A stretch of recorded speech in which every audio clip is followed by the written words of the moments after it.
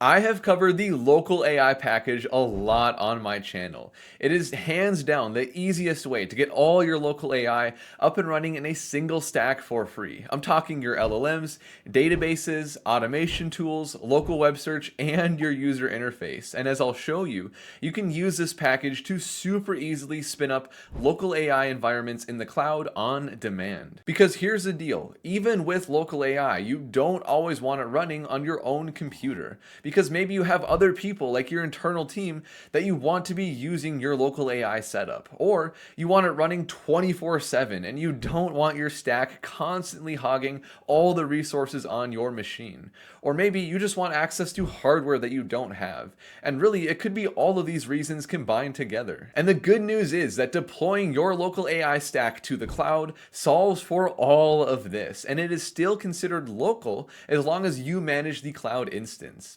And so in this video, I will walk you through step by step taking the local AI package and deploying it to your very own private cloud instance, so you can have the local AI dream without being stuck to only your machine. Plus, with some new additions to the local AI package, this process could not be easier. So this is very much a straightforward, no fluff guide. And I'll even cover cloud providers and different hardware requirements, because I know those are big considerations for local AI as well. And on top of all this, I'll show you how to set up subdomains for things like N8N and Open WebUI, so it is very much an end-to-end guide. Now, this is the local AI package. I'll have a link to this GitHub repo in the description of this video. The beauty of this package is we take all of these local AI services that you see right here, bundle it all together in a way where we can install it and configure it in just a few steps that I have outlined in this README. It is so simple to get everything up and running.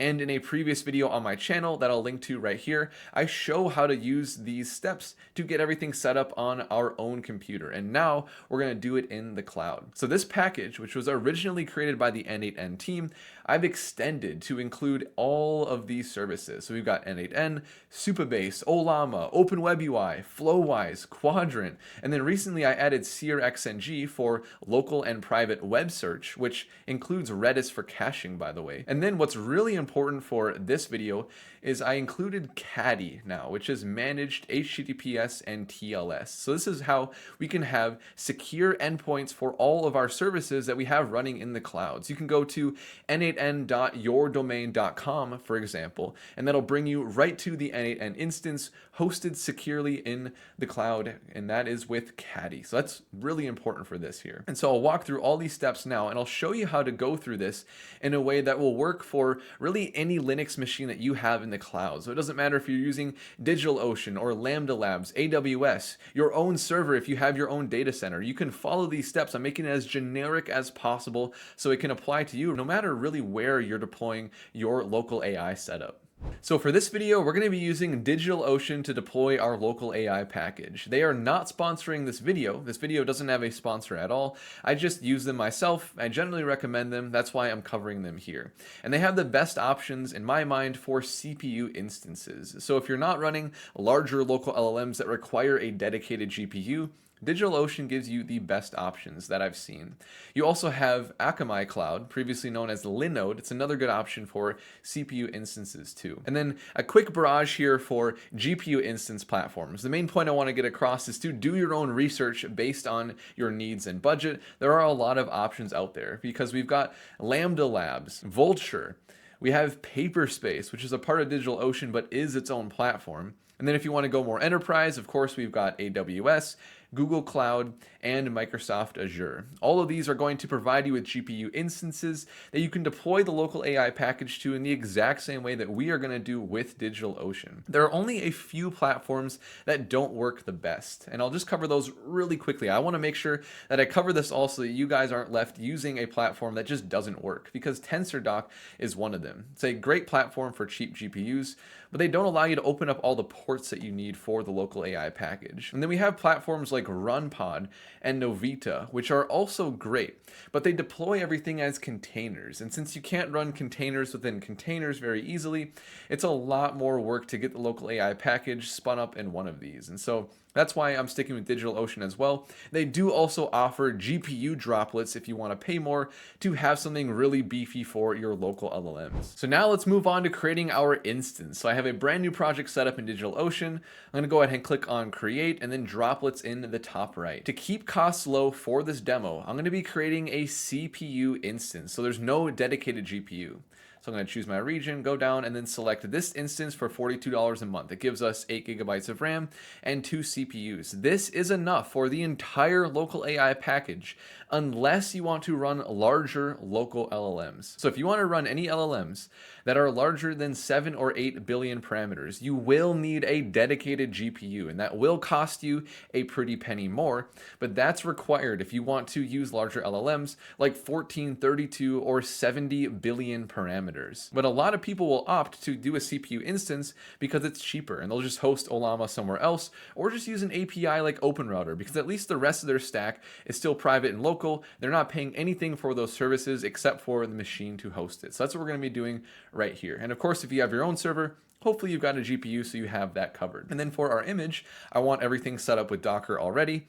And Ubuntu is the most popular distribution of Linux. So I'm going to select this one right here in the marketplace. And so if you're following along with any other provider, you will be able to find an Ubuntu Linux instance. You can follow along with all of the same commands that I'm going to be covering. And then for the authentication, SSH keys are a bit more secure, but just to keep it really simple here, I'm going to set up a password. So I'm going to set up my password, and then for my host name, I'm just going to say YouTube local AI package.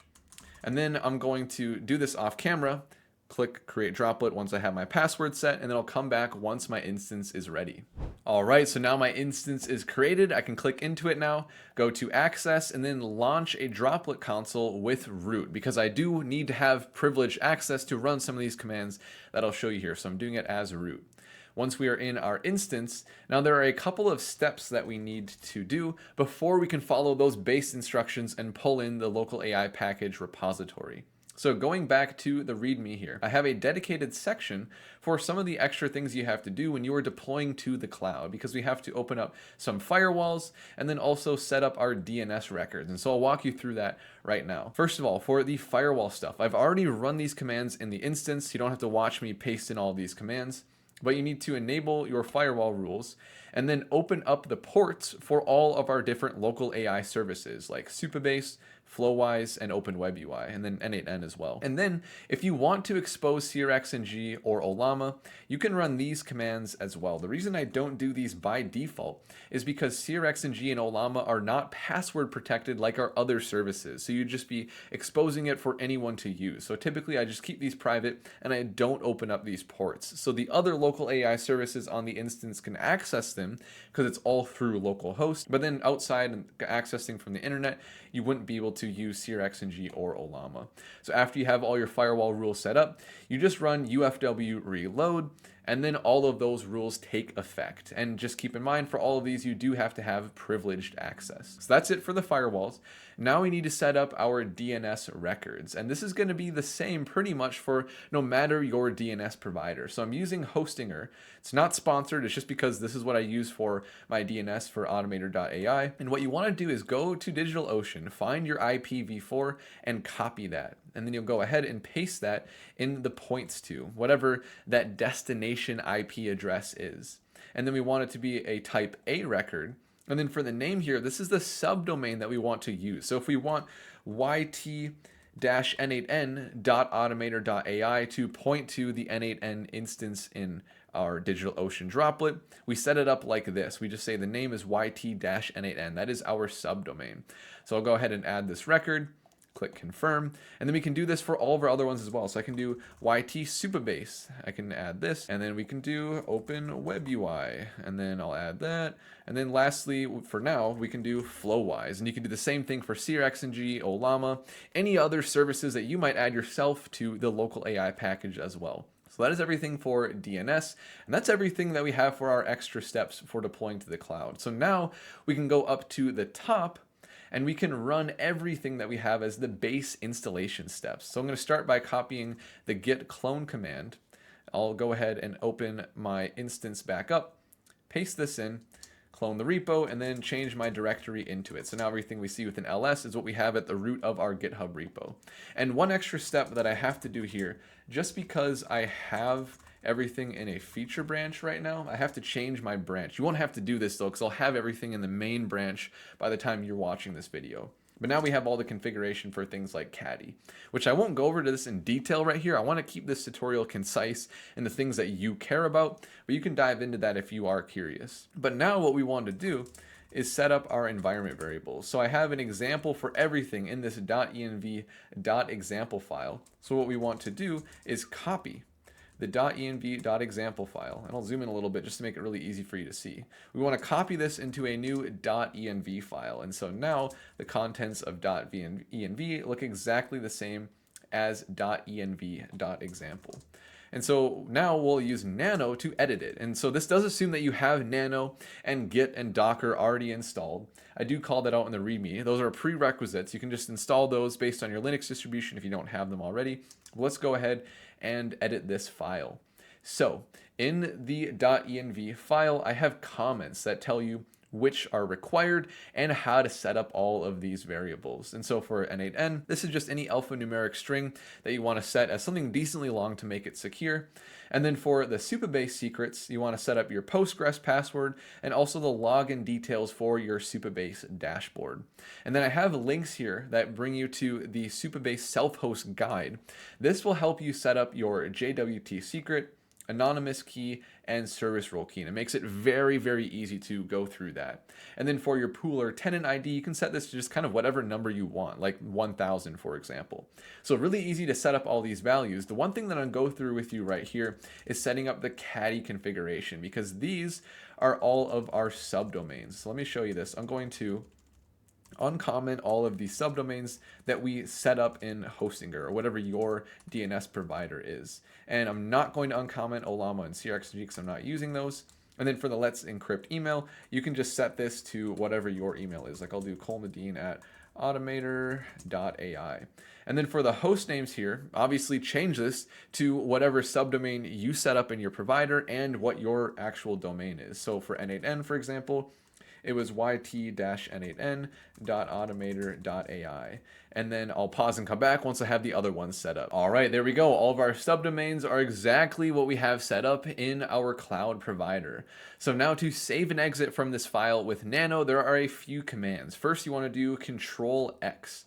Then it'll ask you if you want to save. So you'll just type Y, and then finally you can press enter. So again, that is Control-X, then Y, then enter. And now the contents of this, I'm not going to print it out here because I edited all my other secrets as well behind the scenes. It'll print out that entire .env so you can make sure that everything was applied. And now we are ready to run that script that's going to spin up everything with Docker. And so going back to the README, there are a few different options for this command because there are different profiles to use depending on your GPU or if you want to run in CPU mode. So if you have a cloud instance with an NVIDIA GPU, like if you're using Lambda Labs or AWS or something like that, or a DigitalOcean GPU instance, then you'll run this command. Maybe just replacing Python with Python 3. A lot of Linux distributions, you have to specify Python 3 for the command. We'll see that in a second. For our case specifically, since we just have a CPU instance, I'm going to run this command to run the Olama instance on my CPU because I don't have a GPU. So I'm going to copy that, come back over here and paste this in. You'll see that it says Python not found. So typically it just means you have to add a 3 at the end. So specifying Python 3. I'll go ahead and run this. And now it's going to kick off that entire process where it pulls the Supabase repository and it starts the Supabase containers. There's some settings behind the scenes that it sets up for CRXG as well. So this script takes care of a lot of things. So you'll see it pull and run the Supabase containers, and then it'll wait a little bit, and then it'll pull and run the rest of the containers for our local AI stack, and it has it all together in a single Docker composed network, so all of the containers can communicate with each other. And this will take a little bit because some of these containers are rather large, and it has to pull the Olama model and import the N8N workflows and everything, and so I'm going to pause and come back once this is done. And just a few minutes later, we have all of our containers up and running. Your logs should look something like this. And there was a bit of a glitch with my DigitalOcean droplet here. That's why you see some blank space. But your logs will look something like this, where we have the Supabase containers pulled and executed. And then the same thing for the rest of our local AI package for everything like N8N, Open WebUI, and Caddy. And to see all of your containers running, you can do the docker ps command. It'll show you every single one of the containers in the stack. You can make sure that they all say that they are up. If you see any that are down or restarting, then you probably have some sort of issue that you would want to look into. And you can also do docker logs -f and then the name of your container. And this will give you all the logs for that specific container, like we're looking at Caddy right here. And the -f means that it'll follow as more logs come in as well. So just a couple of commands to help you manage your stack. But now we can go over to our browser and test this out. So I'll do a new tab and I'll do yt-n8n.automator.ai. And there we go. All right, we have our blank slate sign up page for N8N. We could do yt-supabase.automator.ai, and it'll take us to our dashboard asking us to sign in. We can do yt Open WebUI. All right, there we go. We got Open WebUI. So everything is working perfectly. I'm able to connect to it from an external browser just on my computer, and this is beautiful. And I'm not going to cover how to use all these different platforms here. There are other videos on my channel that I'll link to in the description of this video if you want to dive into how to create local agents with N8N and Ollama and everything. Right here, we just wanted to focus on setting up our local AI stack hosted in the cloud, and we have accomplished that. So there you have it, the fastest way to deploy your local AI setup to the cloud. And as a whole, I have a lot more coming for the local AI package as well, because I am always adding new services, making constant improvements, and putting out more content for things like guides on creating local AI agents leveraging this package. So if you appreciated this content and you're looking forward to more things local AI and AI agents, I would really appreciate a like and a subscribe. And with that, I will see you in the next video.